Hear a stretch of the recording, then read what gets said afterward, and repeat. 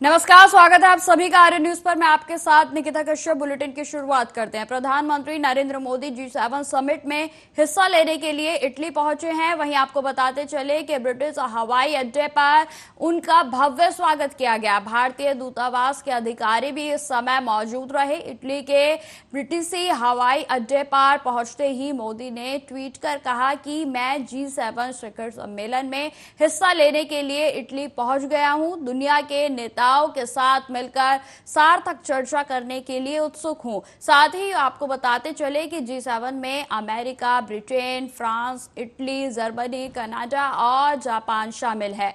Italy G7 यानी 7 देशों का समूह है और शिखर सम्मेलन में वर्तमान में अध्यक्षता और मेजबानी कर रहा है। वहीं आपको बताते चले कि G7 समिट में मोदी इटली के प्रधानमंत्री जॉर्जिया मेलोनी जो है उनसे अमेरिकी राष्ट्रपति और साथ ही साथ जो बाइडेन के साथ जो है इस पर वार्ता की जाएगी। और आपको बताते चले कि तीसरी बार भारत का प्रधानमंत्री बनने के बाद पीएम नरेंद्र मोदी का यह पहला विदेशी दौरा है।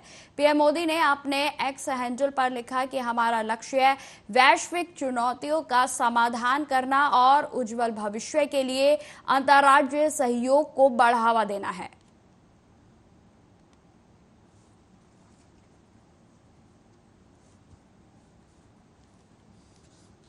खबरों में आगे बढ़ते हैं। केरल के कोचीन अंतर्राष्ट्रीय हवाई अड्डे पर पुलिस बल और एम्बुलेंस पूरे तरीके से तैनात है। आपको बताते चले कि जहां कुवैत में आग लगने की घटना में मारे गए 45 भारतीयों के शवों को लेकर भारतीय वायुसेना का विमान शीघ्र ही जो है वो वतन वापसी करने वाला है। आपको बताते चले कि केरल के राजस्व मंत्री के राजन कोचीन अंतर्राष्ट्रीय हवाई अड्डे पर पहुंचे और जहां भारतीय वायुसेना के विशेष विमान पर के द्वारा जो है कुवैत में अग्निकांड में जो जान गंवाने वाले भारतीय 45 भारतीयों के पार्थिव शरीर थे वो शीघ्र ही लौटेंगे।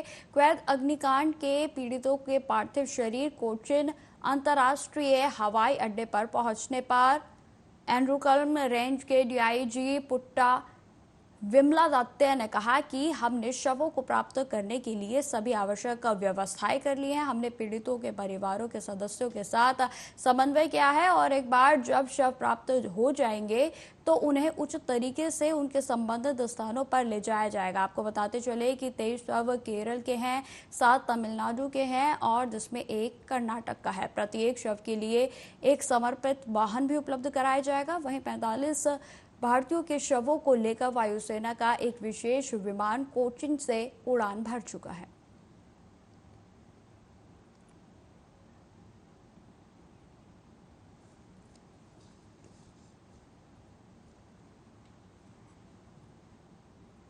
शिवखोड़ी और हीरानगर में आतंकवादियों के द्वारा स्थानीय लोगों पर किए गए हमले के विरोध में जम्मू पठानकोट राष्ट्रीय राजमार्ग पर सांबा शहर के मुख्य चौक पर रात के समय लोगों ने जोरदार प्रदर्शन किया और पाकिस्तान का पुतला भी जलाया गया। इस दौरान लोगों ने जमकर पाकिस्तान मुर्दाबाद के भी नारे लगाए और कड़े शब्दों में चेतावनी देते हुए कहा कि अपनी करतूतों से बाज आओ, नहीं तो पाकिस्तान उखाड़ देंगे।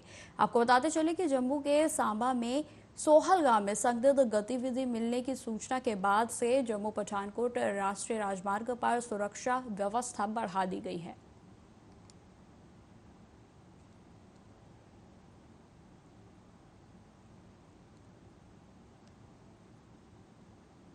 दिल्ली सरकार में मंत्री सौरभ भारद्वाज ने कुवैत सिटी में लगी भीषण आग की घटना में 45 भारतीयों की मौत पर केंद्र सरकार पर जमकर निशाना साधा है, जिसमें उन्होंने कहा कि अगर भारत में युवाओं को नौकरी मिलेगी तो कोई छोटी मोटी नौकरी के लिए मिडिल ईस्ट क्यों जाएगा। सरकार की प्राथमिकता भारत में लोगों को नौकरी देना होनी चाहिए। उन्होंने कश्मीर में आतंकी घटनाओं को लेकर कहा कि बीते 10 सालों से भारतीय जनता पार्टी झूठे दावे कर रही थी और हमने कश्मीर में शांति स्थापना कर दी है, ऐसा उनके द्वारा कहा गया, लेकिन ऐसा नहीं हुआ। आगे उन्होंने क्या कुछ कहा आप सुनिए। और वर्षों तक पैसा कमाते रहते हैं, घर ही नहीं जा पाते। क्यों? क्योंकि आज हिंदुस्तान के अंदर एम्प्लॉयमेंट नहीं है। अगर हिंदुस्तान के अंदर इन लोगों को रोजगार मिले तो किसी को क्या जरूरत है। मिडिल ईस्ट या इस तरीके के देशों में छोटी छोटी मजदूरों की नौकरियां इनको करनी पड़ रही है। देश की सरकार को जरूरत है कि अब रोजगार के ऊपर काम करें। हमारे लोग क्यों जाएं बाहर? हमारे लोगों को यहाँ पे अच्छी नौकरी मिले। लेकिन जो लोग बाहर, आपको लगता है कि आप ला सकते हैं बिल, ला सकते हैं, मगर दूसरे देश की सरकार के ऊपर आपके कानून कैसे मान्य होंगे, ये थोड़ा पेचीदा मामला है। मगर सबसे पहली प्रायोरिटी ये होनी चाहिए कि हमारे देश में इनके लिए एम्प्लॉयमेंट हो। पिछले दिनों इजराइल के अंदर युद्ध चल रहा है और हरियाणा के अंदर भर्ती हो रही है, और हरियाणा की सरकार अपनी पीठ थपथपा रही है कि हम जो है इजराइल में मजदूरी करने के लिए लोगों को भेजने वाले हैं। तो बहुत शर्म की बात है। दिल्ली के चांदनी चौक में लगी भीषण आग अगले दिन सुबह तक भी नहीं बुझा जा सकी। आपको बताते चले कि गुरुवार की शाम जो है 5 बजे करीब दमकल विभाग के पास कॉल आया था और जिसमें चांदनी चौक में आग लगने की बात कही गई थी। वहीं आपको बताते चले कि शुक्रवार की सुबह 8 बजे तक इमारतों से धुआं निकल रहा था और ऐसे में दमकल कर्मियों ने पानी के बौछार मारकर पूरे मलबे को ठंडा किया गया और जिसके बाद आगजनी की इस घटना में 50 से ज्यादा दुकानें जो है पूरे तरीके से बर्बाद हो गई। अधिकारियों के अनुसार करोड़ों का नुकसान हुआ है, लेकिन गनीमत यह रही कि इस घटना में किसी की भी जान जाने की कोई खबर नहीं है। आपको बताते चले घटना पर डीएफएस प्रमुख अतुल गर्ग ने बताया कि शाम 5 बजे चांदनी चौक क्षेत्र में आग लगने की सूचना मिली थी और जिसके बाद आग मारवाड़ी कटरा नई सड़क में लगी और शुरुआती में जो हालात थे उसको देखते हुए 14 गाड़ियां घटनास्थल पर भेजी गई, लेकिन जब आग अन्य दुकानों तक फैल गई तो 26 और गाड़ियों को भेजा गया। उन्होंने आगे यह भी बताया कि पूरे अभियान की निगरानी के लिए उन्होंने खुद घटनास्थल का दौरा किया है और जिस मुख्य इमारत में आग लगी थी वह पूरे तरीके से ढह गई है। इलाके की सनकरी गलियां अग्निशमन के कर्मियों के लिए अतिरिक्त चुनौती बन गई है, क्योंकि उन्हें मुख्य स्थल से 200 से 300 मीटर तक अपनी गाड़ियां खड़ी करनी पड़ रही हैं और आग पर काबू पाने के लिए हाइड्रोलिक जो मशीनें हैं उनका भी इस्तेमाल किया जा रहा है। वहीं आपको बताते चले कि दिल्ली के वित्त मंत्री आतिशी ने कहा कि चांदनी चौक इलाके में लगी भीषण आग इस घटना पर मैं लगातार जिला प्रशासन के से जो है संपर्क में हूं और ईश्वर की कृपा है कि घटना में किसी भी तरीके की जान नहीं गई है।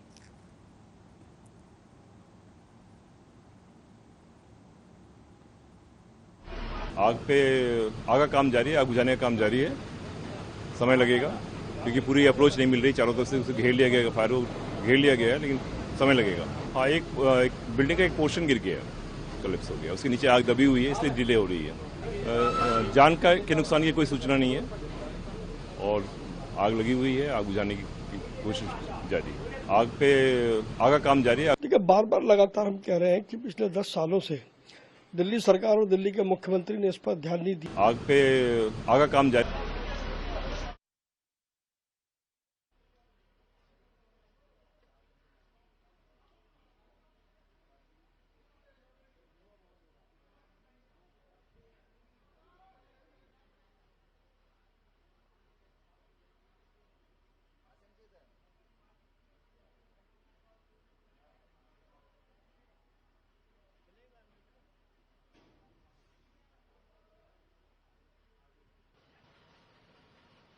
बजे कॉल मिली थी और इनिशियली 3 गाड़ियों का टर्नआउट कराया था, जिसे तुरंत ही, क्योंकि पायवालान फायर स्टेशन बहुत नज़दीक है, इसकी आग की गंभीरता को देखते हुए इसकी कैटेगरी को बढ़ा दिया गया।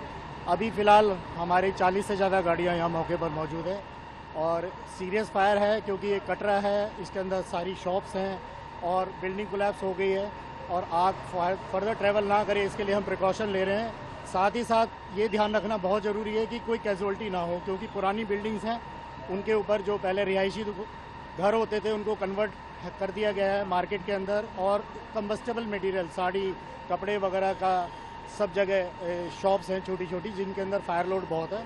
अभी फ़िलहाल को हमने चारों तरफ से घेर लिया है और हमारी कोशिश है कि फर्दर ये स्प्रेड ना हो एडजेसेंट बिल्डिंग में, क्योंकि कॉन्टीन्यूटी है, एक शॉप के बाद दूसरी शॉप, दूसरी के बाद तीसरी और लगातार नीचे से लेकर ऊपर तक 3 या 4 मंजिलों में शॉप। देखिए, बार बार लगातार हम कह रहे हैं कि पिछले 10 सालों से दिल्ली सरकार और दिल्ली के मुख्यमंत्री ने इस पर ध्यान नहीं दिया।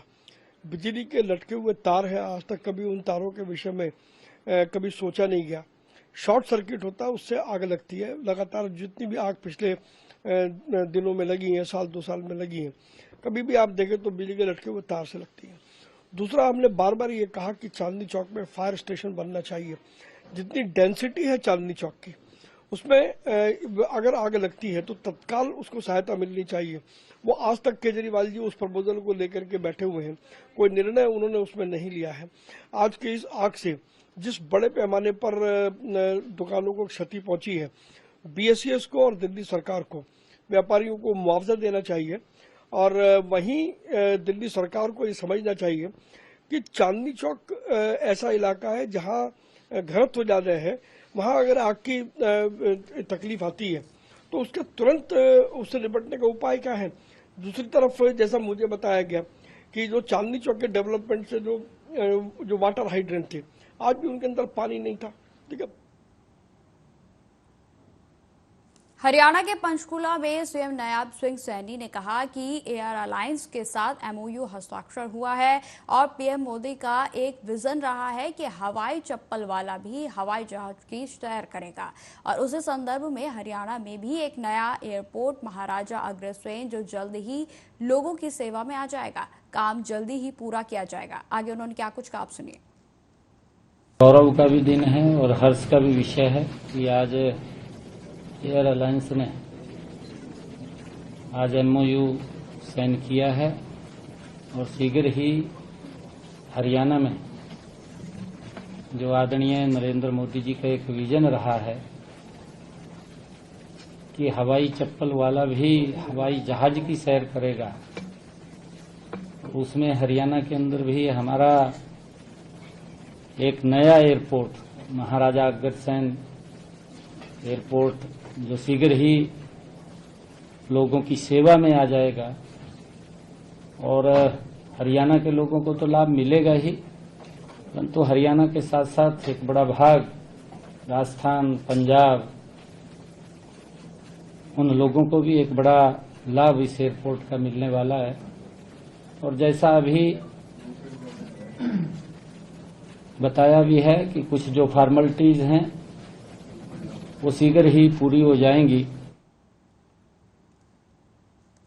अरुणाचल प्रदेश के मुख्यमंत्री पेमा खांडू ने कहा कि आज नई सरकार बनने के बाद हमने मुख्यमंत्री सामाजिक सुरक्षा योजना के अंतर्गत दिव्यांगजन व वृद्धावस्था पेंशन आदि के लिए 100 करोड़ जारी किए हैं।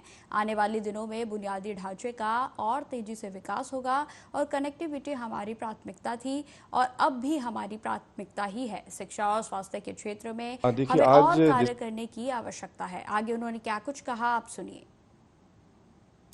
देखिए, आज जैसे मैंने ऑफिस यहाँ रिज्यूम किया तो सबसे पहले तो आज इस नया गवर्नमेंट से आज हमने 100 करोड़ का रिलीज़ किया है chief ministers social security scheme के अंतर्गत में, जिसमें अपना दिव्यांगजन लोगों के लिए है और हमारा जो ओल्ड एज पेंशन जो 60+ का जो बुजुर्ग लोग हैं, सो इस प्रकार से करके 100 करोड़ का हम लोग ने आज यहाँ से गवर्नमेंट से रिलीज़ कर दिया है। तो देखिए, प्रायोरिटी तो मैंने जैसे अभी कहा कि 100 डेज का जो टारगेट को हम लोग ने सेट किया है। आने वाला दिनों में अभी और भी जैसे मैंने कहा कि श्री नरेंद्र मोदी जी का लीडरशिप पर और भी इंफ्रास्ट्रक्चर्स में काफ़ी सारा काम यहाँ पे होगा। नो डाउट पिछले लास्ट 10 सालों में अरुणाचल में बहुत बड़ा बड़ा इंफ्रास्ट्रक्चर्स हम लोगों को मिला। हम लोगों को एयरपोर्ट मिला, कई सारा एडवांस लैंडिंग ग्राउंड हम लोग ने बनाया, करीबन 8 एडवांस लैंडिंग ग्राउंड बनाया, रेलवे का नेटवर्क अरुणाचल में पहुँचाया।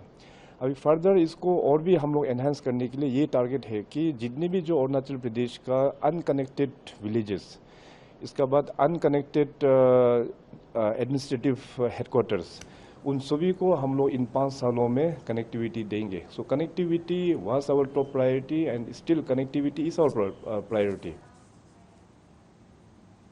खबरों में आगे बढ़ते हैं। राजद नेता तेजस्वी यादव ने कहा कि इस बार जो सरकार बनी है वो बहुत ही कमजोर सरकार है और बिहार पूरे तरीके से निर्णायक भूमि में है। इस बार जनता ने पीएम नरेंद्र मोदी को स्पष्ट संदेश दिया है। बीजेपी जो 400 पार की बात करती थी वह खुद 240 पर आकर सिमट गई। ये जनता का इशारा है कि आप तानाशाही खत्म करें। इस बार विपक्ष मजबूत है। अगर इंडिया गठबंधन की बात की जाए तो करीब 237 सीटें जीती हैं और लगभग बीजेपी के मुकाबले है और बीजेपी इस पर बैसाखी पर आ चुकी है। आगे उन्होंने क्या कुछ कहा, आप सुनिए। आज देखिए, इस बार जो सरकार बनी है बहुत ही कमज़ोर सरकार है और इस बार पूरी तरीके से बिहार जो है निर्णायक भूमिका में है और हमको लगता है कि जनता ने एक बार स्पष्ट संदेश दिया है मोदी जी को। जो तानाशाही जिस प्रकार से चल रही थी, एजेंसियों का दुरुपयोग किया जा रहा था, देश के संविधान लोकतंत्र पर जिस तरह से हमला बोला जा रहा था, नफरत की राजनीति की जा रही थी, तो एक बड़ा स्पष्ट संदेश दिया है। और मेरा मानना है कि बीजेपी जो है जो 400 पार की बात करती थी, खुद 240 पर आकर के सिमट गई है। तो ये एक स्पष्ट जनादेश है, जनता का इशारा है कि आप जो है तानाशाही खत्म कीजिए। और इस बार विपक्ष जो है बहुत ही मजबूत विपक्ष है। तो अगर इंडिया अलायंस की बात की जाए तो 237 के आसपास है, तो लगभग बीजेपी के मुकाबले है और बीजेपी इस बार बैसाखी पर है। नीट यूजी धांधली मामले में छात्रों की बड़ी जीत हुई है, जिसमें आपको बताते चले कि सुप्रीम कोर्ट ने नीट परीक्षा परिणाम में अनियमितता को देखते हुए एनटीए को 563 छात्रों का ग्रेस मार्क्स रद्द करके फिर से नीट एग्जाम आयोजित करने का आदेश दिया है। आपको बताते चले कि न्यायमूर्ति विक्रमनाथ और न्यायमूर्ति संदीप मेहता के बीच बेंच में इस मामले की सुनवाई हुई थी। दरअसल 67 छात्रों को 720 में से 720 मार्क्स मिलने पर जब एनटीए से सवाल पूछा गया तो एनटीए इसके पीछे की वजह ग्रेस मार्क्स बताने लगी। आपको बताते चले कि एनटीए ने अपनी सफाई में यह भी कहा था कि कुछ एग्जाम सेंटर्स पर लॉस ऑफ टाइम की वजह से कुल 1563 छात्रों को ग्रेस मार्क्स दिए गए थे, जिसकी वजह से जो 44 छात्र हैं उनको जो मार्क्स दिए गए उसमें 720 जो है वो टोटल उनको मिले और जिस पर स्टूडेंट्स को एनटीए की तरफ से ग्रेस मार्क्स दिए गए। आपको बताते चले कि उन्हें 2 ऑप्शन भी दिए गए हैं। ये छात्र या तो 23 जून को री एग्जाम में बैठ सकते हैं या फिर बिना ग्रेस मार्क्स के पुराने स्कोर के साथ ही काउंसलिंग की तरफ आगे बढ़ सकते हैं। जिन कैंडिडेट्स को कॉन्फिडेंस है कि वे दोबारा से परीक्षा में अच्छा प्रदर्शन कर सकते हैं तो वे री एग्जाम के लिए शामिल होने का फैसला भी ले सकते हैं। आपको बताते चले कि सुप्रीम कोर्ट ने फिर दोहराया कि नीट यूजी की काउंसलिंग पर कोई रोक नहीं लगाई जाएगी। स्टूडेंट्स काउंसलिंग राउंड में शामिल हो सकते हैं। 23 जून को दोबारा नीट एग्जाम होगा और 30 जून तक इसका रिजल्ट घोषित करने की उम्मीद जताई जा रही है ताकि जुलाई में ही नीट की काउंसलिंग जो है वो शुरू हो सके। आपको बताते चले कि एनटीए की तरफ से कहा गया है कि छात्रों का डर दूर करने के लिए यह निर्णय लिया गया है। Believes that the BJP government's attitude towards the ongoing demand for an inquiry into the NEET exam is irresponsible and insensitive. We demand a Supreme Court monitored investigation into this entire scandal which has affected around 24 lakh students. Ordinary families have been forced to cough up amounts close to rupees 30 lakhs due to promises given to them by different coaching centers and examination centers. We believe that no inquiry can be a just and fair and comprehensive inquiry if the inquiry is headed by the NTA themselves. Believes that the BJP government's attitude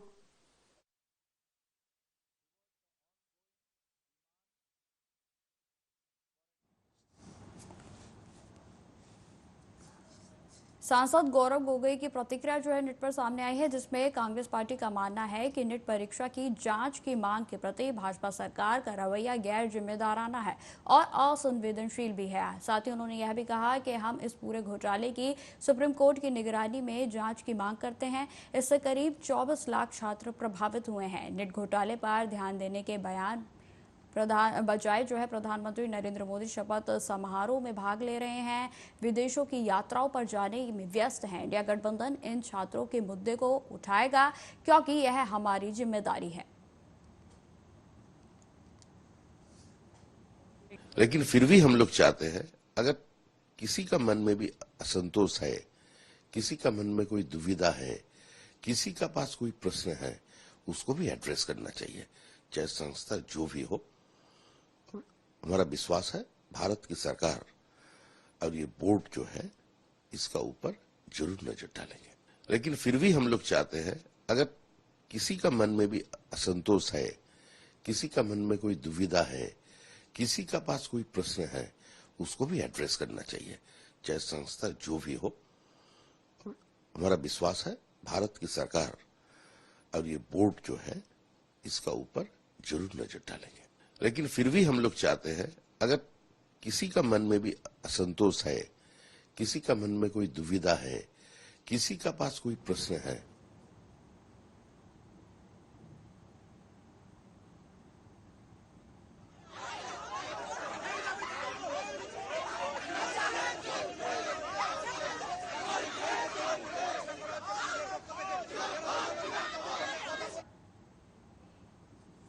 खबरों में आगे बढ़ते हैं। दिल्ली की जल मंत्री आतिशी ने कहा कि दिल्ली के मुख्यमंत्री अरविंद केजरीवाल से मिलने आई थी। उन्होंने सबसे पहले बिजली और पानी के बारे में पूछा।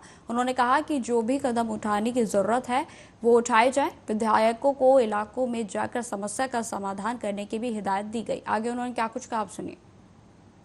जैसा आप सब जानते हैं, अरविंद केजरीवाल जी को अपने से ज्यादा चिंता दिल्ली वालों की है, और जैसे ही मैं उनसे मिलने गई, उन्होंने सबसे पहले बिजली के बारे में और खासकर पानी के बारे में ये पूछा कि उन्होंने कहा कि उन्होंने टीवी पर देखा है कि किस तरह पानी की कमी चल रही है, कि किस तरह से दिल्ली के लोग परेशान हैं। उन्होंने मुझे क्लियर डायरेक्शंस दी हैं कि जो जो भी कदम उठाने की ज़रूरत है वो जल्द से जल्द उठाए जाएं।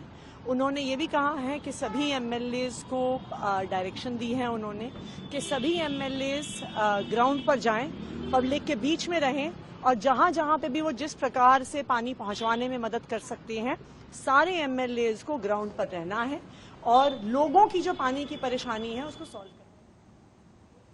तो फिलहाल इस बुलेटिन में इतना ही। देश दुनिया की तमाम खबरों की जानकारी के लिए बने रहे हमारे साथ। नमस्कार।